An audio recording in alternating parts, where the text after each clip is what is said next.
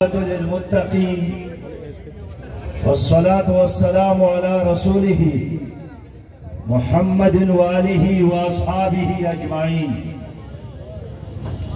أما بعد فأعوذ بالله من الشيطان الرجيم. بسم الله الرحمن الرحيم. ربنا آتنا في الدنيا حسنة وفي الآخرة حسنة وقنا عذاب النار. صدق اللہ العظیم. قائدین جماعت اسلامی، قائدین جے آئی یوتھ پاکستان اور شہر اسلام آباد کے میرے پیارے نوجوانوں، آج ہم اسلام آباد میں کھڑے ہیں اور میرے سامنے اسلام آباد کے نوجوان موجود ہیں. ان نوجوانوں کا مطالبہ یہی ہے کہ حکومت نے پاکستان کے کروڑوں نوجوانوں کے ساتھ وعدہ کیا تھا کہ تبدیلی آئے گی، 1 کروڑ نوجوانوں کو ہم نوکریاں دیں گے. لیکن 1000 دن مکمل ہو گئے، 3 سال گزر گئے، 1 کروڑ نوجوان مزید بے روزگار ہو گئے. اور وزیر اعظم صاحب یہی کہتے ہیں کہ گھبرانا نہیں اور سکون قبر میں ملے گا. آج حکومت نے 2 دن قبل بجٹ پیش بھی کیا تھا اور پاس بھی ہوا، لیکن ابھی بجٹ کی سیاہی خشک بھی نہیں ہوئی ہے کہ پیل جی 1 کلو کی قیمت میں 19 روپیہ کا اضافہ ہوا، پیٹرول کی قیمتوں میں اضافہ ہوا،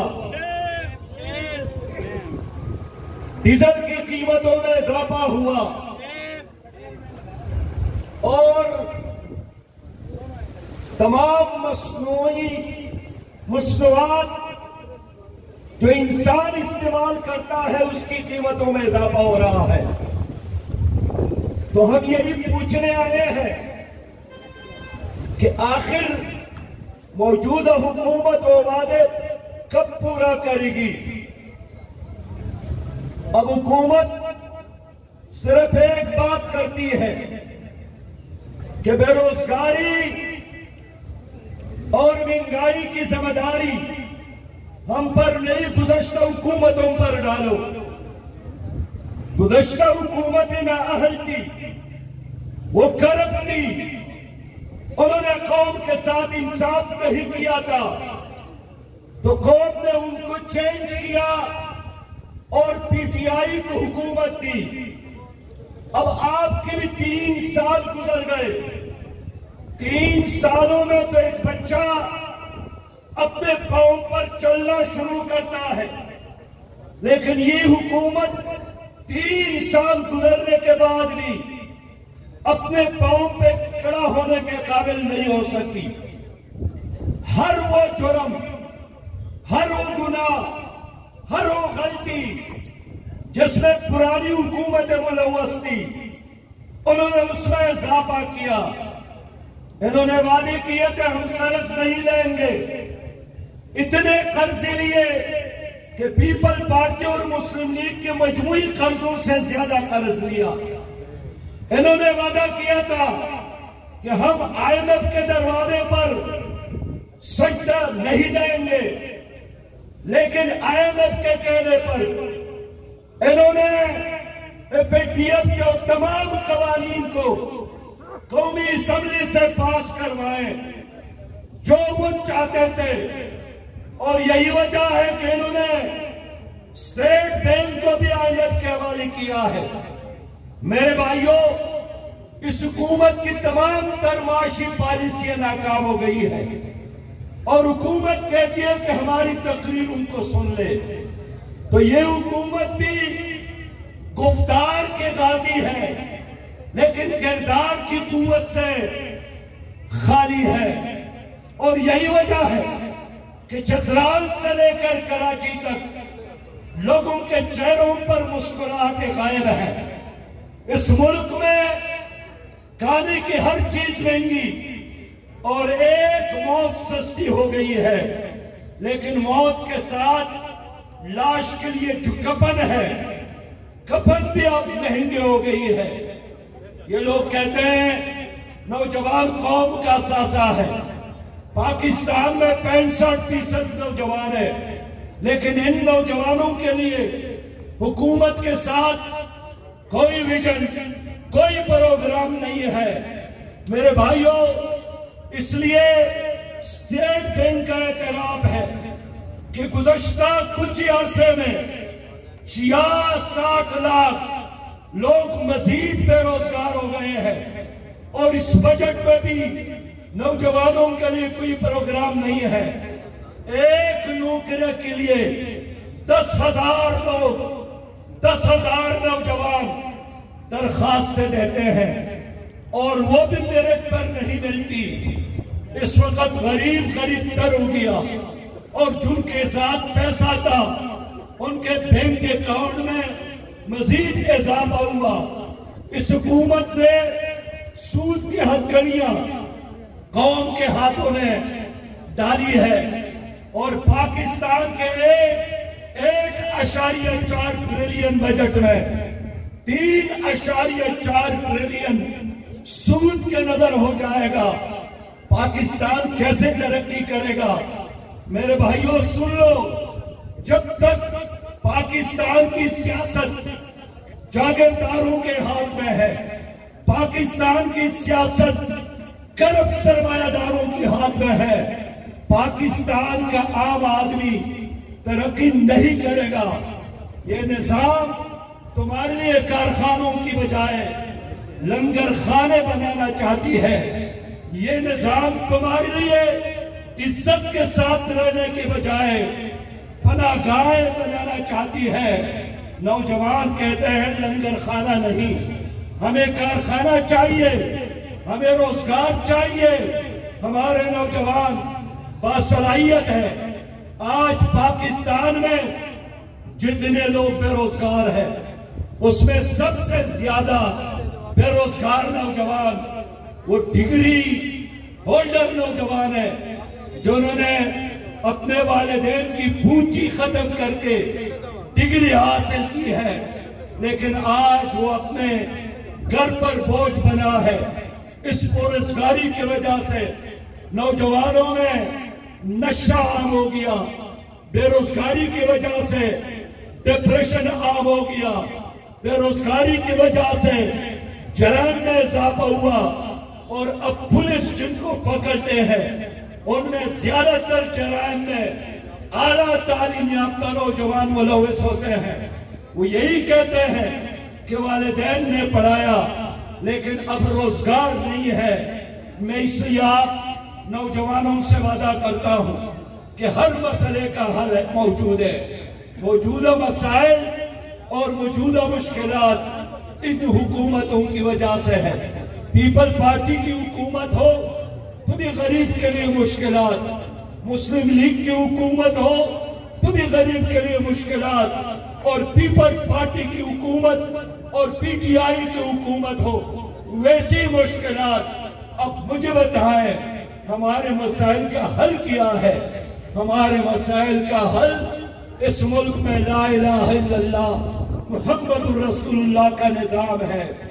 نبی مہربان صلی اللہ علیہ وسلم نے فرمایا ہے کہ میں پناہ مانگتا ہوں، اللہم انی اعوذ بکا من الفقر، محتاجی سے، والکفر، اور کفر سے۔ میرے نبی نے بھی محتاجی سے اور کفر سے پناہ مانگی ہے۔ اس لیے بے روزگار نوجوانوں کے ہاتھوں میں کسی کو کلہاڑی دے کر، کسی کو زمانے کے رواج کے مطابق رسی دے کر اس کو ہنر سکھا دیتے، باعزت روزگار کا راستہ بتا دیتے۔